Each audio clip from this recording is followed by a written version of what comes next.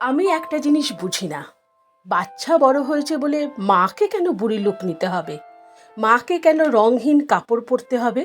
মাকে কেন অনিচ্ছা সত্ত্বেও চেহারায় মুরব্বিয়ানা ভাব আনতে হবে? সন্তানদের সাথে যদি মায়েরাও রঙিন থাকে, তাহলে কি সমস্যা? একদল উত্তর দেবে, মায়েদের একটা রেসপেক্ট আছে না, মায়েদের সব কিছু মানায় না। মহা মুশকিল। এই যে সন্তানদের জন্য, সংসারের জন্য এত স্যাক্রিফাইস একজন মা করলো, তাতেও পোষাচ্ছে না। রেসপেক্ট পাবার জন্য সাজগোজ ছেড়ে দিতে হবে, ফিকে কাপড় পরতে হবে, কিশোরীর মতো উচ্ছ্বাস দেখাতে ইচ্ছা হলে, যুবতীর মতো সাজতে ইচ্ছা হলে, প্রাণ খুলে হাসতে ইচ্ছা হলেও শুধু মা বলে চুপ থাকতে হবে? তারও নিজেকে ভালোবাসার, নিজের পছন্দে সাজার অধিকার আছে। এজিং গ্রেসফুলি বলে একটা কথা আছে ইংরেজিতে, যার অর্থ হলো সুন্দরভাবে বয়সকে বরণ করা। যে কোনো মানুষ চাইলেই বয়স হবার ব্যাপারটা এনজয় করতে পারে, কারণ বয়স হওয়াটা একটা ন্যাচারাল প্রসেস, এতে কারো হাত নেই। কিন্তু এই সময়টাকে সুন্দর বানানো সম্পূর্ণ আমাদের হাতে।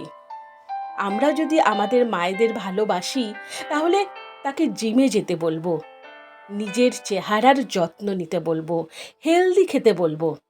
কখনোই মনে করিয়ে দেব না তুমি শেষ হয়ে যাচ্ছ। মা হলেই কেউ বুড়ি হয় না। সংসারের সব দায়িত্ব নিলেও কেউ মানসিকভাবে বৃদ্ধ হয় না। এমনকি শরীর পুরনো হলেও মানুষ বৃদ্ধ হয় না। মানুষের বয়স হয় তখনই যখন সবাই তাকে বয়স্ক হিসেবে ট্রিট করতে থাকে। সম্প্রতি কলকাতায় ঘটে যাওয়া একটা ঘটনা বলি। একটা বিয়ে বাড়িতে এক 50 মহিলা লাল রঙের লিপস্টিক পরে যাওয়ায় তার আত্মীয় স্বজনরা তাকে ভীষণভাবে অপমান করেন। এই ঘটনা জানার পর তার 25 বছর বয়সী পুত্র সেই আত্মীয়দের ওপর প্রচণ্ড ক্ষুব্ধ হন। এর প্রতিবাদে সে নিজে লাল রঙের লিপস্টিক পরে ছবি আপলোড করে রিলেটিভদের উদ্দেশ্যে লেখে, গেট ওয়েল সুন। এই দেখার পর আমার মনে হলো, সত্যি তো, মায়েরা লাল লিপস্টিক পরতে পারবে না এটা কোথায় লেখা আছে? বরং লাল রঙের মতো দুঃসাহসিক রং পরার সাহস যদি থাকে কোনো মায়ের, তাহলে সন্তানের তাকে নিয়ে লজ্জা নয়, গর্ব হওয়া উচিত। তাই let's get well soon together.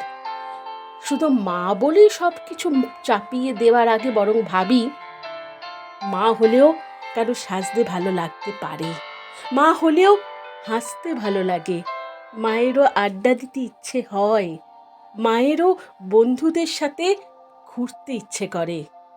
মা হলেই কেউ বাঁচা বন্ধ করে দেয় না, মা বলেই